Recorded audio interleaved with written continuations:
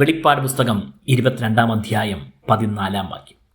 ജീവന്റെ വൃക്ഷത്തിൽ തങ്ങൾക്ക് അധികാരമുണ്ടാകേണ്ടതിനും ഗോപുരങ്ങളിൽ കൂടി നഗരത്തിൽ കടക്കേണ്ടതിനും തങ്ങളുടെ വസ്ത്രം അലക്കുന്നവർ ഭാഗ്യവാന്മാർ.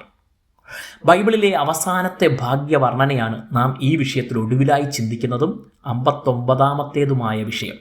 മനുഷ്യനെ ദൈവം സൃഷ്ടിച്ചനന്തരം ഒരു തോട്ടത്തിൽ ആക്കി അതിൽ വേല ചെയ്യാനും അതിനെ കാക്കാനും നിയോഗിച്ചു.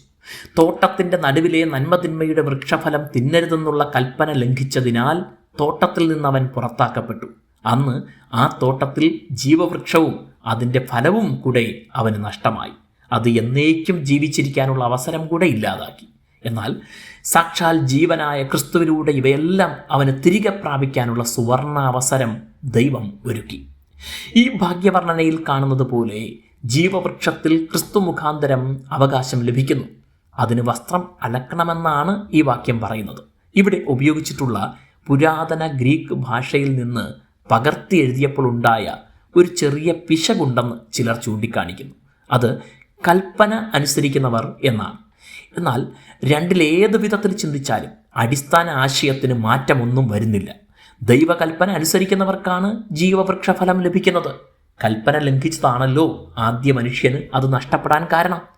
ഏറ്റവും അടിസ്ഥാന കൽപ്പന ദൈവം അയച്ച അവൻ്റെ പുത്രനിൽ വിശ്വസിക്കണമെന്നതാണ്. അങ്ങനെ വിശ്വസിക്കുന്നവർക്കാണ് മറ്റെല്ലാ കൽപ്പനകളും ബാധകം.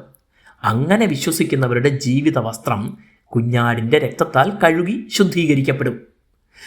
യേശുവിൽ വിശ്വസിക്കുമ്പോൾ നമുക്ക് ഏറ്റവും വലിയ ഭാഗ്യമാണ് കൈവരുന്നത്.